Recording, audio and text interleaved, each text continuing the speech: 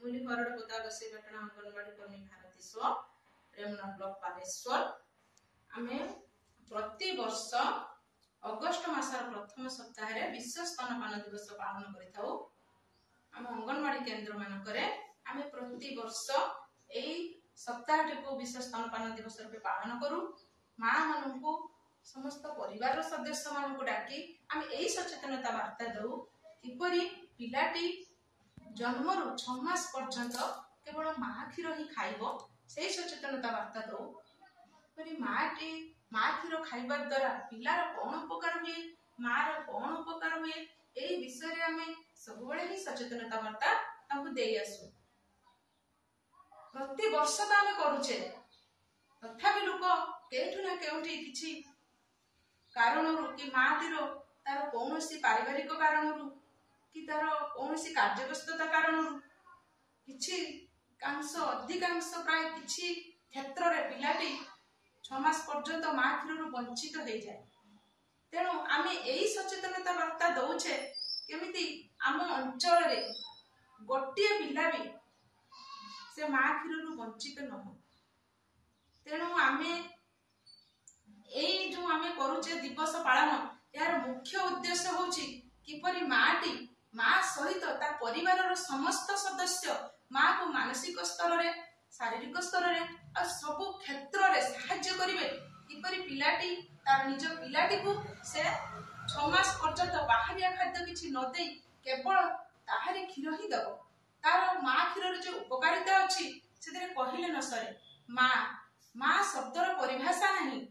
गोटे नारी से संपूर्ण तार आ गोटे नूतन जन्म हुए जेतेबेले सी माँ हुए माँ हेबा परे तार गोटे नूतन जन्म हो जाए तार शिशु को नहीं तार परिचय होता है। तेणु शिशुटीर जत्न नवा केवल से माँ ही कर्तव्य नुहे से परिवार समस्त कर्तव्य।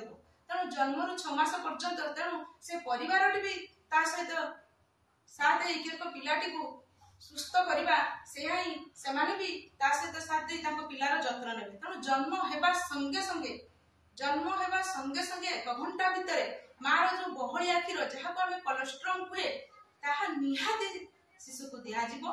सेई कोलेस्ट्रॉल रे बा सेई माँ क्षीर रे एते परिमाण रे रोग प्रतिशोधक शक्ति थाए जहाँ ता पिला को सब रोग मुक्ति दे थाए। कौनसी रोग आ ता पाख मारी पारे नाही जहाँ को कहते शिशु प्रथम टीका नाई गला। तेणु सी ए कोलेस्ट्रॉल क्षीर देवा सहित 6 मास पर्यंत अन्य कौनसी जिनिस पानी महू डबा क्षीर कौनसी देव नहीं आ निज क्षीर ही दब। एया ही हमर एई दिवस पालन सचेतनता बा एया ही हमर मुख्य उद्देश्य। केवल जे माँ क्षीर माटी पिला को क्षीर खुआइले खाली छुआर जे उपकार हबो ता नहीं मार मते उपकार हबो। एहा द्वारा माँ आ शिशुर जो निबिड़ संपर्क ताहा वर्णना ही करि हबो नाही। माँ शिशु भितर निबिड़ संपर्क रहिबो। माटी जदि बहुत मात्रा रे मोटा होइतबो से बहुत सुंदर है देखा जिवो माँ क्षीर से पिला को क्षीर देला परे।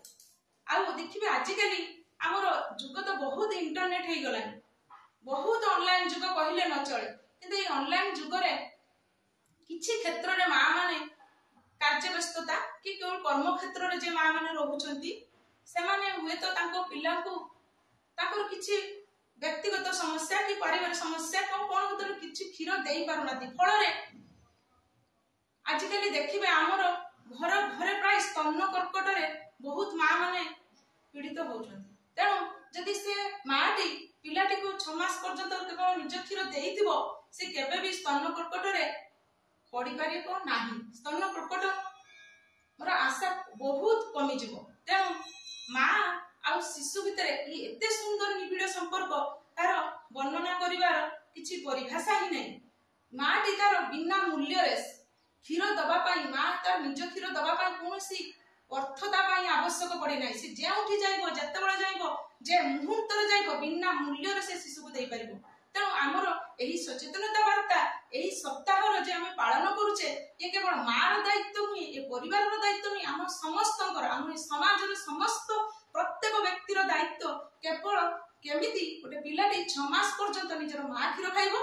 तेणु आमे एही सचेतनता वार्ता आमर एही प्रथम এই जो सप्ताह अगस्ट मासरे आमे देई आछे केवल पिलाटी केवल जे से परिवार से मार नुहे या हम समाज रो से बड़ होले हम भारत रो नागरिक गुटे हबो त सी केवल सुस्थ सबल रहिबो त से ही हम सचेतनता वार्ता दउचे ता सहित आमे मां मानकु केमिति से माने पिला कि निजर क्षीर खुआइबे सेही स्तन्यपादर सठिक पद्धति ता केमिति सठिक पद्धति आ सठिक संलग्न अवस्था रे आमे केमिति से पिलाटे को खोइबे सेही अवस्था रे आमे तांकु बुझाई कहूचु केमिति का से पिलाटे को क्षीर खुआइबे जब सठिक अवस्थिति थिबो शिशुर देह मुंड सीधा रहिबो शिशुर देह मां आड़कू पड़ेई रहिबो शिशुर देह मां देह को लागि रहिबो मां शिशुर केवल कांध और बेक को न धरी संपूर्ण शरीर धरी रखिबो यह तार सठिक अवस्थिति भाबरे से पिला को रखी साला परे तापरे